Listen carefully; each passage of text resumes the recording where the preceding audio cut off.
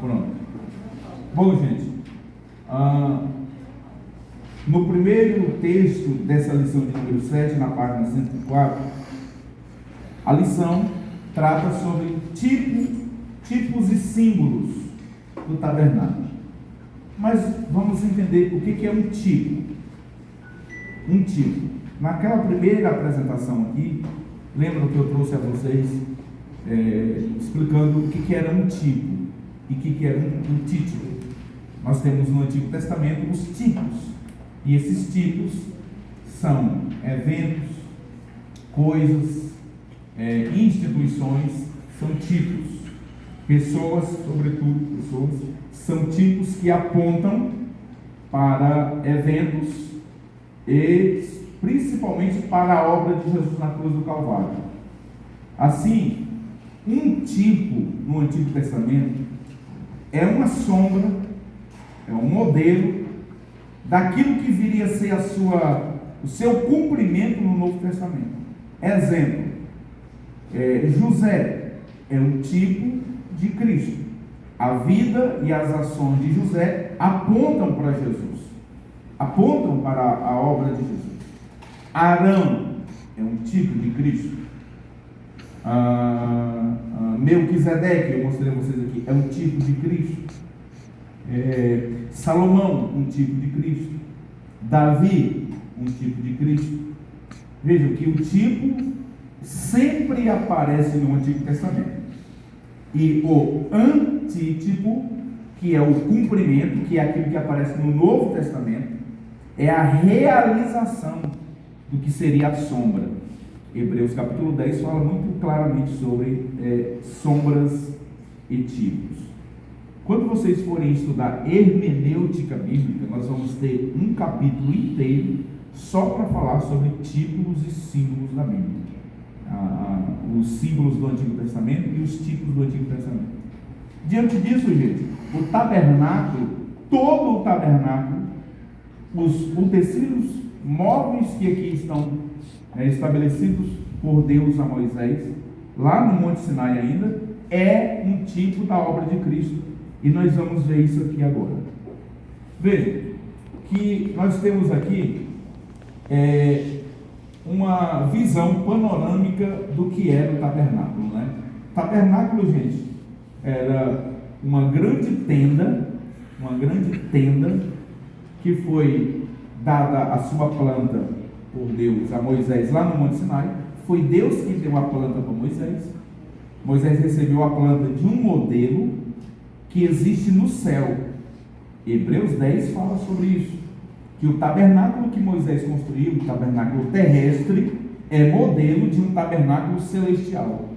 Existe um modelo, no céu que foi dado a Moisés. Veja que essa planta, como está aqui, nos mínimos detalhes, foi Deus quem deu.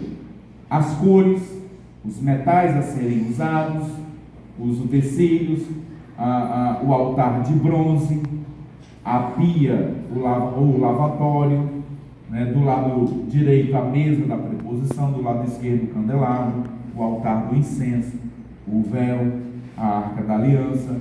Tudo isso, gente, foi Deus quem deu a Moisés como que se deveria fazer a partir do capítulo 25 do livro de Êxodo. Tá bom? Essa é uma visão geral para vocês verem.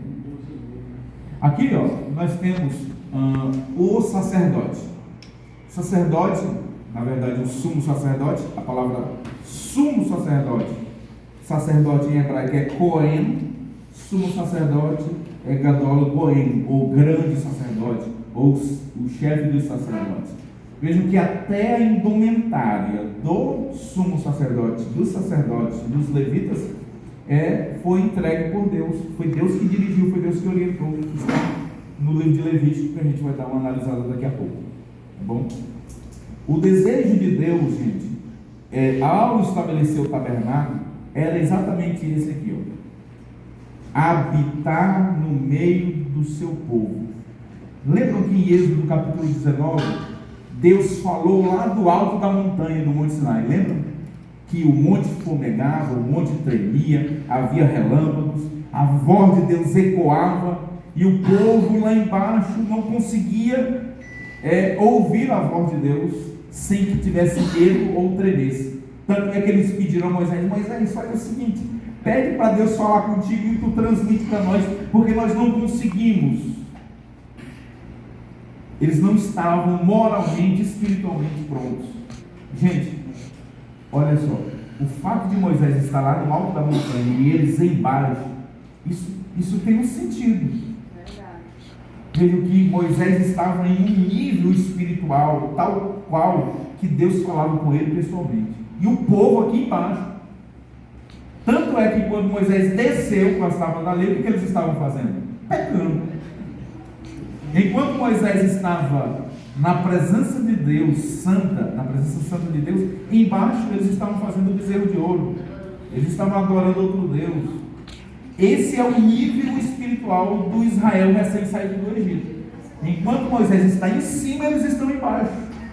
Enquanto Moisés está na presença de Deus, eles estão na presença do bezerro de ouro. Essa é a grande diferença. E é por isso que quando Deus fala com eles, eles dizem: Moisés, faz o seguinte, seja o intercessor, Deus fala contigo, depois tu vem e transmite a nós, porque nós não conseguimos. Nós só teremos condições de receber de Deus profundas experiências quando nós nos aproximarmos dele. E veja que Moisés subiu. E subir nunca é fácil. Descer é mais fácil, você desce até a coluna. Agora subir é mais difícil. Moisés subiu, e o Monte Sinai, gente, ele é alto, muito alto. Ele subiu e lá ele esteve com Moisés e falava ao povo. Mas observe que em Êxodo 25:8, Deus disse: e me farão um santuário, e eu habitarei no meio de vós. Sabe o que é isso aqui, gente? Olha o desejo de Deus. Deus não queria estar na montanha, gente. Deus queria estar onde? No meio dos seus. Lembra do nome Emanuel, né? Pronto. Lembra daquilo que Isaías profetizou. E o nome dele será o quê? Emanuel. Significa Deus conosco. Deus é um Deus transcendente. Isso é fato. É um Deus que habita nas maiores alturas, no terceiro céu, no Monte Santo de Deus, no lugar da sua habitação santa. Mas Deus também é um Deus imanente. Significa dizer que ao mesmo tempo que Ele é transcendente, Ele é inatingível, ao mesmo tempo Ele está conosco e dentro de nós. Aí Deus revela aqui o seu desejo: eu quero habitar onde? No meio deles. Porque meio é o lugar que Deus habita. Deus habita no meio. Jesus disse: onde estiver 2 ou 3 reunidos no meu nome, eu estarei aonde? No meio. Em Apocalipse capítulo de número 1, quando João viu Jesus, ele estava no meio de 7 castiçais de ouro. Porque o meio é o lugar onde ele está. Certo? É o meio, ele quer estar no meio, ele quer estar entre nós. E ele não queria estar lá na montanha. Se fosse para ficar lá na montanha, ele nem teria tirado Israel do Egito. Ele tira Israel do Egito porque ele quer estar no meio. E o tabernáculo seria o meio pelo qual Deus estaria então interagindo próximo ao seu povo. O tabernáculo de Moisés foi o protótipo da igreja de Cristo, na qual Deus hoje habita e manifesta a sua glória. Olha, a palavra tabernáculo em hebraico, mishkan, tenda, tá bom? Tenda móvel. E o que na verdade Jesus fez ao assumir uma natureza humana foi se tabernacular. Significa dizer que Jesus veio habitar entre nós. E João fala isso lá no capítulo 1, versículo de número 14. E o verbo se fez carne, e o que? E habitou. Olha só, eu vou ler esse texto porque eu acho ele simplesmente maravilhoso. João, Evangelho, capítulo 1, versículo 14. E o Verbo se fez carne e habitou entre nós. A expressão aqui grega é equivalente à palavra hebraica para Mishkan. Tá? Olha só, essa imagem. Imaginou, gente? Quantas experiências extraordinárias e poderosas Israel não experimentou no deserto? Já imaginou estar diante de uma experiência dessa? Olha, algo interessante. O Gunnar Wingre, quando ele fez a sua dissertação, né, na sua graduação em teologia, o tema da conclusão de curso dele foi exatamente o tabernáculo. E aqui está o modelo, né? Moisés recebeu a planta modelo de Deus. Deus deu a planta para ele. Ó, é assim.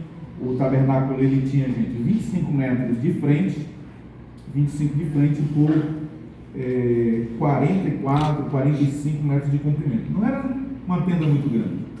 25 assim, 44, 45 de comprimento. Não era uma tenda muito grande. Mas até a metragem, até os centímetros e metros, Deus estabeleceu. Agora presta atenção, a parceria de Deus com o seu povo para a construção do tabernáculo. Como é que vocês acham que o tabernáculo foi construído? Com os metais que estão postos aqui: ouro, prata e bronze.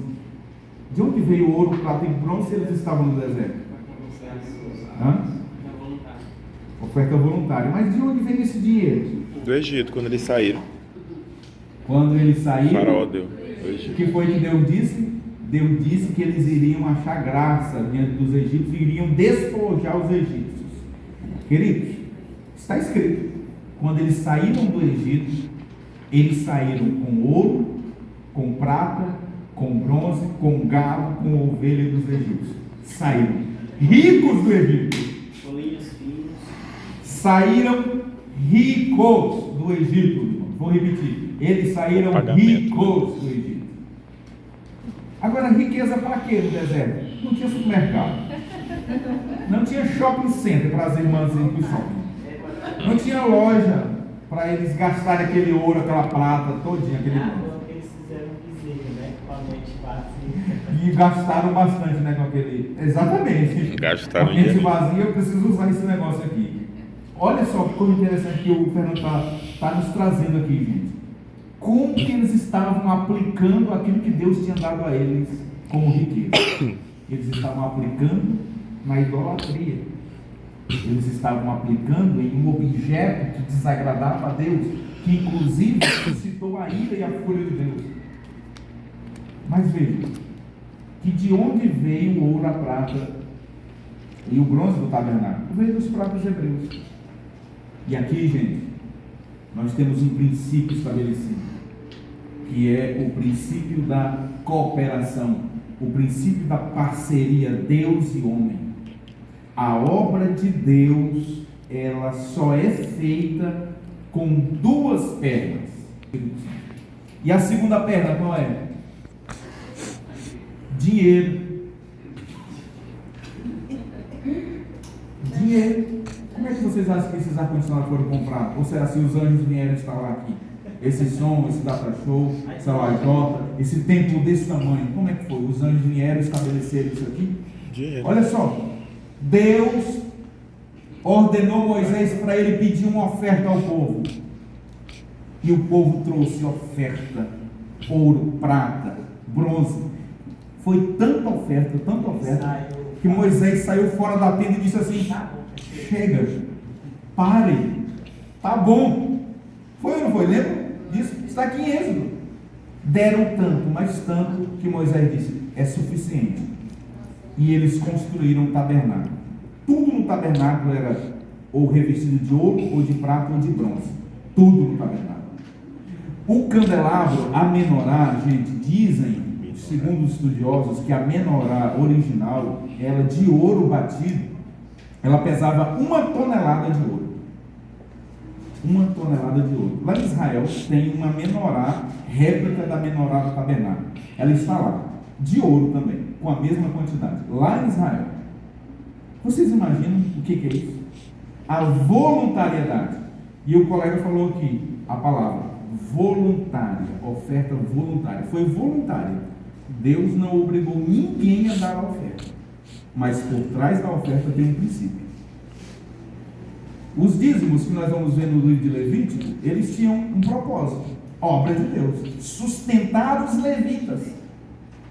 Sabiam que o dízimo era para o sustento dos levitas? Porque os levitas não herdaram terra. Vocês sabem disso. E quem ia sustentar os levitas? Como é que eles iam comer? Como é que eles iam sobreviver se eles não tinham terra para trabalhar, para lavrar? O trabalho deles era exclusivo na obra de Deus. Alguém tinha que sustentar eles. E quem sustentava? As 11 tribos. Deus então estabeleceu uma parceria. Gente, Deus é tão bom, é tão misericordioso, que Ele se permite nós sermos parceiros e cooperadores da obra dele, através das ofertas. E vejam que essa oferta foi suficiente para construir o tabernáculo. E essa oferta fez com que Moisés construísse a obra até então mais esplendorosa já existente no mundo antigo, que foi o tabernáculo, através da oferta dos hebreus. E eu encerro isso aqui dizendo o seguinte: que Deus enriqueceu os judeus para que eles investissem de volta na obra. Sabe por que Deus enriquece crente? Não é para ele se ensoberbecer e dizer, meu nome está na Forbes. Não, é para ele investir no próprio reino de Deus. É para isso que crente é rico. Deus enrica ele para isso.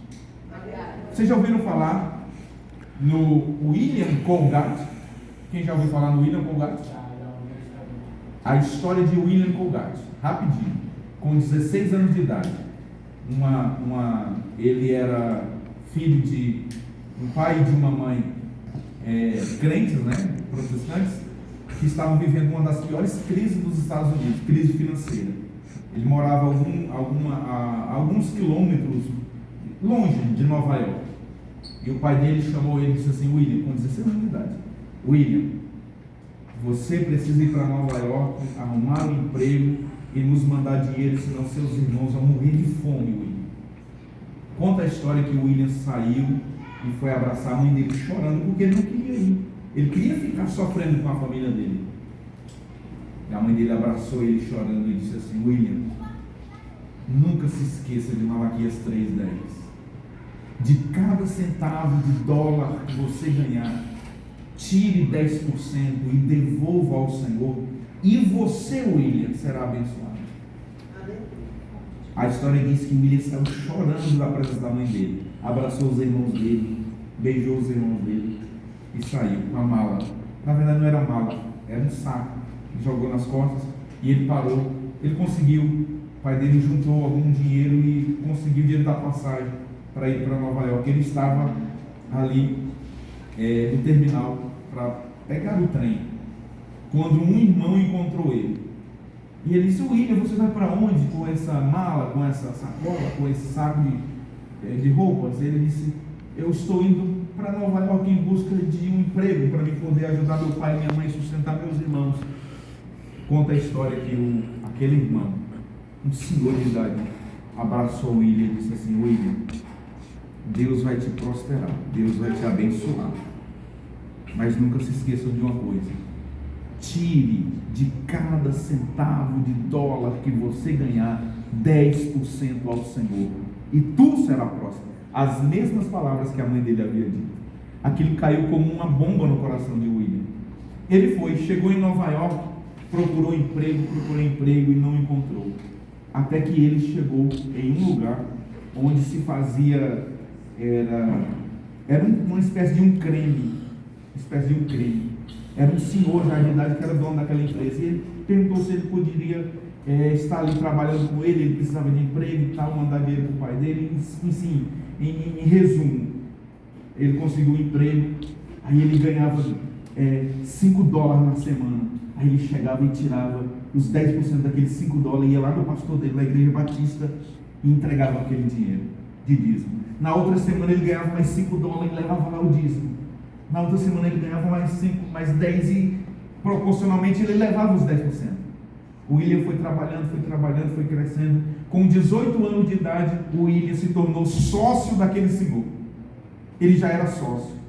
E aí o William sempre levando para a igreja dele. Ele se tornou diácono da igreja e professor de escola dominical da Igreja Batista em Nova York. Conta a história, em resumo, gente, que aquele senhor morreu. E quem assumiu a empresa? O William. O William comprou os direitos, né, da sociedade, da família do falecido, e ele então teve uma brilhante ideia. Ele começou a fabricar pasta, creme dental e colocar em tubos. Até então não existia. Ele foi o primeiro a pensar em colocar creme dental em tubos, como nós temos hoje. E aquilo foi uma inovação, porque as empresas começaram a querer mais produtos, porque estava saindo muito. E os lucros de William se dobraram e multiplicaram. E aí ele já não dava mais 10%, ele dava 20% de todos os seus lucros. Depois de 4 anos ele não dava mais 20%, ele passou a dar 30% dos lucros. Depois ele passou a dar 50% à igreja onde ele congregava. 50% dos seus lucros. E você sabe que hoje muitos aqui têm em sua casa Colgate. Lá em casa eu tenho a Colgate. O William Colgate, o dono da Colgate. E sabe onde a Colgate está hoje? Em 221 países do mundo. Sabe quantos missionários foram enviados pela igreja de William, que era uma igreja quase que sustentada pelas finanças e os dízimos e ofertas de William? A Europa foi impactada, a América do Norte foi impactada por missionários enviados por aquela igreja. Gente, tem um princípio por trás das ofertas e por trás dos dízimos. Nunca deixa mamon dominar seu coração com aquelas falsas teorias. Não caia nessa, gente. Sai fora disso. Sai fora de gente usurenta que fica falando mal da igreja, mal do seu pastor. Sai fora. Não fique perto de gente que é miserável, é usurento, é filho de mamon. Deus abençoa quem abençoa a sua obra. É um princípio estabelecido e o povo judeu sabe o que é isso. Vou repetir, lembra que eu falei a vocês? Os maiores banqueiros do mundo, judeus. Os donos das maiores empresas do mundo são judeus. John Rockefeller, não esses Rockefellers de hoje, mas o primeiro Rockefeller, ele era diácono da Igreja Batista. Ele era diácono da Igreja Batista e hoje é uma das famílias mais poderosas do mundo. Silvio Santos, judeu, um dos homens mais ricos do Brasil. Vocês sabem que a Colgate comprou a Colinas, se tornou uma potência muito maior ainda. Gente, aqui tem um princípio. Quando eles estavam investindo no reino de Deus, Deus estava dizendo: eu vou fazer de vocês uma poderosa nação. Mas como assim poderosa? Nós somos tão pequenos. Escute só o que eu vou fazer de vocês. E são uma poderosa nação. Tem um princípio por trás das ofertas e dos dízimos. Certo, gente? Veja que Deus arquitetou o tabernáculo. Êxodo 25:8. O tabernáculo foi um projeto de Deus, não foi um projeto de Moisés. Moisés executou, mas o projeto ele é de Deus. E aqui nós temos os principais elementos. E eu peço que vocês prestem bastante atenção a partir de agora, porque nós vamos fazer uma atividade avaliativa a partir do tabernáculo, tá bom? Veja, nós temos aqui algumas peças. Aqui nós temos o altar do incenso, a mesa dos pães, o candelabro, a pia de bronze onde lavavam, né? Se lavavam. Aqui nós temos o altar do holocausto e a arca da aliança que estava no Santo dos Santos. Tá bom? E agora eu passo a vocês um vídeo onde existe uma maquete com as medidas originais do tabernáculo. E o irmão vai mostrar para nós um passeio. É rapidinho, eu acho que não dá 7 minutos. Estamos em Israel, estamos no deserto de Arafá, e aqui nós temos uma réplica do tabernáculo em tamanho real. E eu quero apresentar para vocês as peças, para que a gente tenha uma noção do tamanho de cada peça. Essas réplicas são do tamanho original. Tá bom, volume? Quando o ofertante vinha trazer a sua oferta, antes do sacerdote recebê-lo, ele precisava lavar as suas mãos. Então aqui nós temos o lavatório ou a pia de bronze que era utilizada para o sacerdote lavar as suas mãos e os seus pés. Aqui nós temos o altar do holocausto, que também era feito de bronze, e aqui então era oferecido. Então aqui era queimada a oferta. Para a gente ter uma ideia, ele era quadrado, né? Todos os seus lados têm aí a mesma dimensão. Lá à frente está o portão, por onde o ofertante entrava aqui para trazer a oferta. Agora nós vamos nos aproximar aqui do tabernáculo propriamente dito, que era uma tenda coberta, para a gente ter uma noção do tamanho, da altura. Veja só, a altura que era essa tenda. Então aqui ele entrava para a parte interna. Vamos tomar aqui o espaço aqui. E aqui nós temos 3 peças principais. Nós temos aqui a mesa dos pães, os pães da proposição, são 12 pães, cada um representando uma tribo de Israel. Ali nós temos a menorá, ou candelabro, que é uma peça de ouro batido, única, que tem 7 copas, né? Estavam 7 lamparinas, era uma peça única. E aqui nós temos a representação do sacerdote. Aqui ele sem a veste sacerdotal, assim como a veste do levita, e aqui ele vestido já com a veste do sumo sacerdote, com o peitoral e o éfode, que era parte das suas vestes, as campainhas que ele utilizava também. Aqui nós temos o altar do incenso, que era utilizado para queimar incenso, todo feito em ouro. Aqui ele queimava incenso de manhã e de tarde, todos os dias. E uma vez por ano ele queimava incenso, colocava aqui a fumaça para esse último local aqui, que é o lugar santíssimo. Depois que o local estava cheio de fumaça, ele entrava, abria essas cortinas, como nós estamos vendo, e entrava para o lugar santíssimo, uma vez por ano. E ele vinha aqui fazer 2 sacrifícios, um por si mesmo e um pelo povo de Israel, pela nação. Ele entrava aqui sem aquela veste de sumo sacerdote, entrava com uma veste mais simples e aqui ele oferecia o sacrifício. Ele aspergia o sangue sobre o propiciatório, que é essa peça, onde tinha 2 querubins, né? Tudo aqui era feito em ouro. E aqui dentro da arca nós temos as 2 tábuas, ficaram aqui as 2 tábuas da lei, uma porção do maná, que caía todos os dias, né, para a alimentação do povo, e a vara florescida de Arão, que ficava nessa peça, que era a arca, toda em material de ouro. O tabernáculo, como sabemos, representa especialmente Jesus e todo o seu sacrifício. Ele abriu a porta novamente para o homem entrar à presença de Deus. Mas também representa o próprio homem. O pátio representa o corpo, o lugar santo representa a alma e o lugar santíssimo representa o espírito. Aqui é onde nós entramos definitivamente em contato com o nosso Deus. Então essa é a representação do tabernáculo aí em tamanho real, com toda a sua representação e a sua grandeza. Estamos em Israel.